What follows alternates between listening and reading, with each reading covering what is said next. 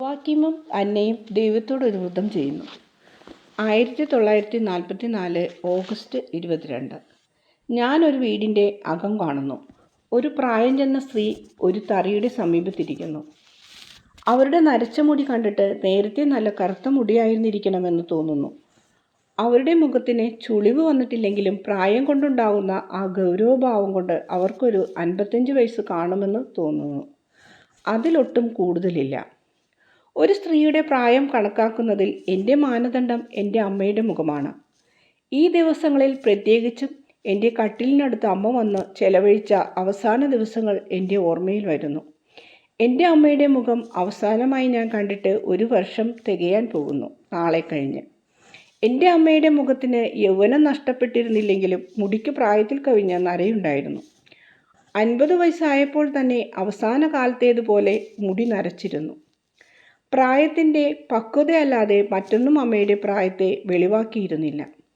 ഈ കാരണത്താൽ പ്രായം ചെന്ന ഒരു സ്ത്രീയുടെ വയസ്സ് നിർണ്ണയിക്കുന്നതിൽ എനിക്ക് തെറ്റുപറ്റിയിരിക്കാം.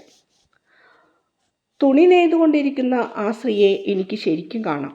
കാരണം അടുത്തുള്ള ഒരു വലിയ തോട്ടത്തിലേക്ക് തുറന്നു കിടക്കുന്ന വാതിലിലൂടെ പ്രകാശം ധാരാളമായി മുറിയിൽ പ്രവേശിക്കുന്നുണ്ട്. തോട്ടത്തിൻ്റെ രീതി കണ്ടിട്ട് അവരുടെ പുരയിടം ചെറുതാണെന്ന് തോന്നുന്നു. കാരണം ഒരു ചെറിയ ചെരിവിൽ നിരപ്പാക്കിയതാണ് തോട്ടം. യൂത സ്ത്രീകളുടെ ലക്ഷണങ്ങളൊത്ത സുന്ദരിയായ സ്ത്രീ. നല്ല കറുത്ത കണ്ണുകൾ. അവയുടെ നിറവും കുഴിവും കണ്ടിട്ട് സ്നാപകൻ്റെ മുഖം എനിക്ക് ഓർമ്മ വരുന്നു. കാരണം എന്തെന്നറിഞ്ഞുകൂടാ, ആ കണ്ണുകൾക്ക് ഒരു രാജ്ഞിയുടെ കണ്ണുകളുടെ മഹത്വം തോന്നിക്കുന്നെങ്കിലും അവ മാധുര്യം തുളുമ്പി നിൽക്കുന്ന കണ്ണുകളാണ്. ഇത് നീലിമയാർന്ന ആ കണ്ണുകളിൽ ഏതോ ദുഃഖം നിഴലിക്കുന്നു, നഷ്ടപ്പെട്ടു പോയ എന്തിനെക്കുറിച്ചോ ചിന്തിക്കുന്നത് പോലെ. അവൾ ഇളം തവിട്ട് നിറക്കാരിയാണ്. അധരങ്ങൾ സാമാന്യം വലുത്, എന്നാൽ നല്ല ഭംഗിയുള്ളവ. നല്ല സംയമനം ദ്യോതിപ്പിക്കുന്ന വിധത്തിൽ ചലനം കൂടാതെ ഇരിക്കുന്നു. എന്നാൽ ഒരു കാർക്കശ്യവും കാണുന്നില്ല. അവളുടെ നാസിക ഒതുങ്ങി നീളമുള്ളതാണ്, അല്പം വളവും. കണ്ണുകൾക്ക് ചേരുന്ന നാസിക, നല്ല ഒത്ത ശരീരം, തടിച്ചതല്ല. ആകാരഭംഗിയും നല്ല പൊക്കവുമുള്ള സ്ത്രീ. ആളിൻ്റെ ഇരിപ്പിൽ നിന്ന് തന്നെ പൊക്കമുള്ള ആളാണെന്ന് മനസ്സിലാകും. എനിക്ക് തോന്നുന്നു അവൾ ഒരു വിരിപ്പോ പരവതാനിയോ മറ്റോ ആണ് നെയ്യുന്നതെന്ന്. പല നിറങ്ങളിലുള്ള നൂലുപയോഗിച്ച് നെയ്തുകൊണ്ടിരിക്കുന്ന ആ വിരിപ്പിന്മേൽ ഗ്രീക്ക് ചിത്രപ്പണികളും റോസാപ്പൂക്കളും കാണുന്നു. പച്ച, മഞ്ഞ, ചുവപ്പ്, കടുനീല നിറങ്ങൾ ഇടകലർന്നുള്ള ആ നെയ്ത്ത് മൊസൈക്ക് പോലെയുണ്ട്. അവൾ ധരിച്ചിരിക്കുന്നത് നല്ല തെളിഞ്ഞ വയലറ്റ് കളറിലുള്ള ചിലയിനം പാൻസി പൂക്കളുടെ നിറം. പൂക്കളൊന്നുമില്ലാത്ത ഒറ്റ കളർ ഉടുപ്പാണ്. ആരോ വാതിൽക്കൽ മുട്ടുന്നത് കേൾക്കുന്നു. അവൾ ഉടനെ എഴുന്നേൽക്കുന്നു. നല്ല ഉയരം. അവൾ വേഗത്തിൽ വാതിൽ തുറക്കുന്നു. ഒരു സ്ത്രീയാണ് മുട്ടിയത്. അവൾ പറയുന്നു, അന്നേ, വെള്ളം കോരുന്ന പാത്രം തരൂ, ഞാൻ നിനക്ക് വെള്ളം കൊണ്ടുവന്ന് തരാം. സ്ത്രീയുടെ കൂടെ 5 വയസ്സ് പ്രായം തോന്നിക്കുന്ന ഒരു കുട്ടിയുമുണ്ട്. അന്ന അടുത്ത മുറിയിലേക്ക് പോയി ഒരു മനോഹരമായ ചെമ്പുപാത്രവുമായി വന്നു.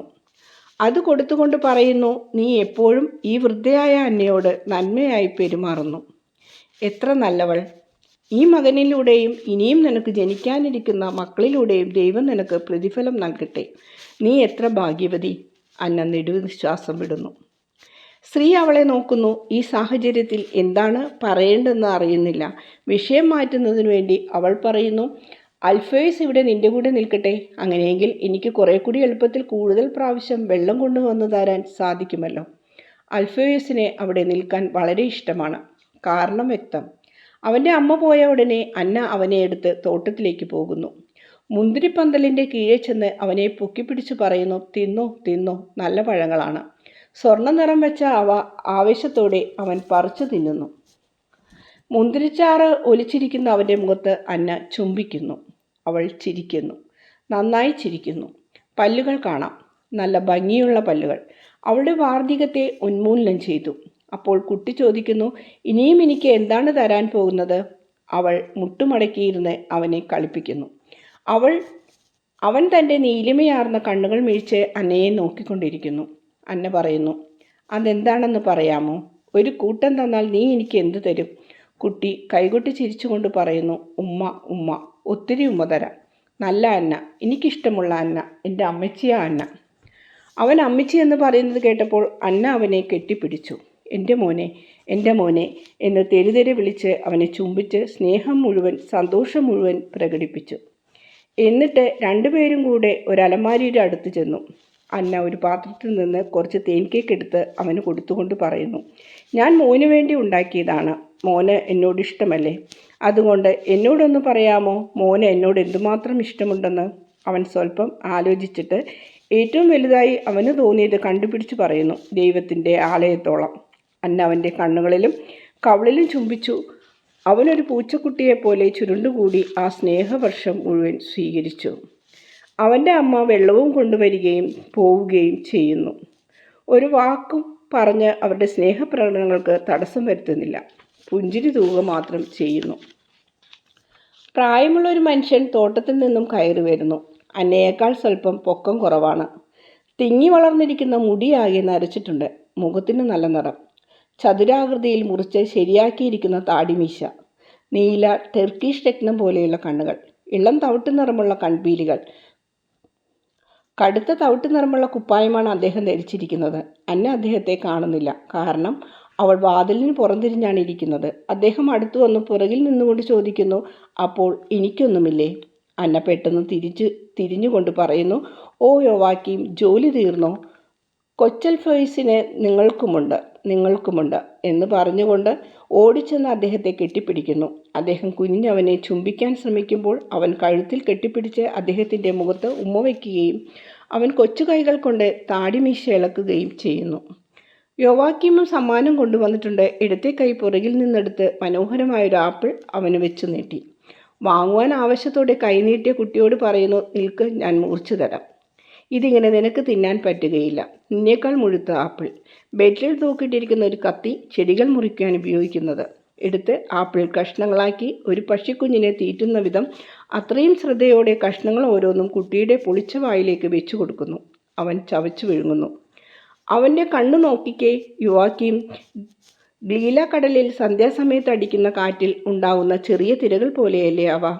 അന്ന അവളുടെ ഒരു കൈ യോവാക്കിൻ്റെ തോളിൽ വെച്ച് മെല്ലെ അദ്ദേഹത്തിൻ്റെ മേൽ ചായരി നിന്നുകൊണ്ടാണ് സംസാരിക്കുന്നത്. ദാമ്പത്യത്തിൽ അനേക വർഷങ്ങൾ പിന്നിട്ടിട്ടും ഒട്ടും മങ്ങലേൽക്കാത്ത പരിപൂർണവും ആഴമേറിയതുമായ സ്നേഹം ആ നിൽപ്പിൽ കാണാം. യോവാക്കീം സ്നേഹത്തോടെ അവളെ നോക്കി. അവൾ പറഞ്ഞത് അംഗീകരിച്ചുകൊണ്ട് പറയുന്നു, എത്ര സുന്ദരം! അവൻ്റെ ചുരുണ്ട മുടി നോക്കൂ, അതിൻ്റെ നിറം കണ്ടോ? കതിരുവെയിലത്തുണങ്ങിയ നിറം, സ്വർണവും ചെമ്പും ചേർന്ന നിറം. ഓ, നമുക്കൊരു കുട്ടിയുണ്ടായിരുന്നെങ്കിൽ ഇതുപോലെയുള്ള കണ്ണും ഇതുപോലെയുള്ള മുടിയും വേണമായിരുന്നു. അന്ന കുനിഞ്ഞ് കുട്ടിയുടെ കണ്ണുകളെ ചുംബിച്ചുകൊണ്ട് ദീർഘശ്വാസം വിടുന്നു. യോവാക്കീമും നെടുനിശ്വാസം മുതിർത്തെങ്കിലും അന്നയെ ആശ്വസിപ്പിക്കാൻ ശ്രമിക്കുന്നു. അവളുടെ മുടിയിൽ കൈവച്ചുകൊണ്ട് വളരെ താഴ്ന്ന സ്വരത്തിൽ പറയുന്നു, നമ്മൾ പ്രത്യാശയിൽ തുടർന്ന് ജീവിക്കണം. ദൈവത്തിനെല്ലാം സാധ്യമാണ്. നമ്മൾ ജീവിച്ചിരിക്കുമ്പോൾ അത്ഭുതം നടക്കാൻ പാടുണ്ട്. പ്രത്യേകിച്ച് നമ്മൾ ദൈവത്തെ സ്നേഹിക്കുമ്പോൾ, പരസ്പരം സ്നേഹിക്കുമ്പോൾ. അവസാന ഭാഗം യോവാക്കീം തറപ്പിച്ചു പറയുന്നു. എന്നാൽ അന്ന ഒന്നും പറയുന്നില്ല. മനസ്സിടിവോടെ കണ്ണുനീർ മറയ്ക്കാൻ വേണ്ടി തല താഴ്ത്തിയാണ് നിൽക്കുന്നത്. 2 തുള്ളി കണ്ണീർ കവിൾ തടങ്ങളിലൂടെ ഒഴുകി താഴെ വീഴുന്നു. അൽഫേഴ്സ് മാത്രം അത് കാണുന്നു. അവൻ എന്ത് ചെയ്യണമെന്ന് അറിഞ്ഞുകൂടാ. അവൻ ചിലപ്പോഴെല്ലാം കരയുന്നത് പോലെ അവൻ്റെ പ്രായം ചെന്ന കൂട്ടുകാരി കരയുന്നത് കണ്ടിട്ട് അവന് വിഷാദം. അവൻ കൈകൾ ഉയർത്തി ആ കണ്ണുനീർ തുടച്ചു കളയുന്നു. അന്ന, കരയാതെ. എന്താണെങ്കിലും നമുക്ക് സന്തോഷമല്ലേ? എനിക്ക് സന്തോഷമാണ്. കാരണം എനിക്ക് നീയുണ്ടല്ലോ, എനിക്ക് നിങ്ങളും. എങ്കിലും ഒരു കുഞ്ഞിനെ നൽകാൻ എനിക്ക് കഴിഞ്ഞില്ലല്ലോ. ഞാൻ വിചാരിക്കുന്നത് കർത്താവിന് ഞാൻ അപ്രീതി വരുത്തിയത് കൊണ്ടായിരിക്കണം അവിടെ എന്നെ പന്തിയാക്കിയത് എന്നാണ്. ഓ എൻ്റെ പ്രിയതമേ, പരിശുദ്ധ സ്ത്രീയായ നീ എങ്ങനെ കർത്താവിന് അപ്രീതി വരുത്താനാണ്? ശ്രദ്ധിക്കൂ. നമുക്കൊരു പ്രാവശ്യം കൂടി ദേവാലയത്തിലേക്ക് പോകാം. കൂടാര പെരുന്നാളിനല്ല, ഇക്കാര്യത്തിന് വേണ്ടി തന്നെ. നമുക്ക് ദീർഘമായി പ്രാർത്ഥിക്കാം. ഒരുപക്ഷെ സാറായ്ക്ക് സംഭവിച്ചത് തന്നെ നിനക്കും സംഭവിച്ചേക്കാം. എൽക്കാനയുടെ അന്നയ്ക്ക് സംഭവിച്ചില്ലേ? അതുപോലെ. അവർ വളരെ നാൾ കാത്തിരുന്നു. വന്ധ്യത മൂലം മനസ്സിടിഞ്ഞു. അവർ മടുത്തു. എന്നാൽ ദൈവത്തിൻ്റെ സ്വർഗത്തിൽ പരിശുദ്ധനായൊരു പുത്രൻ വളർന്നു വരികയായിരുന്നു. പ്രിയേ, നീ ഒന്ന് പുഞ്ചിരിക്കൂ. നീ കരയുന്നത് കാണുന്നതാണ് ഒരു കുട്ടിയില്ലാത്തതിൻ്റെ ദുഃഖത്തേക്കാൾ എനിക്ക് അസഹ്യം.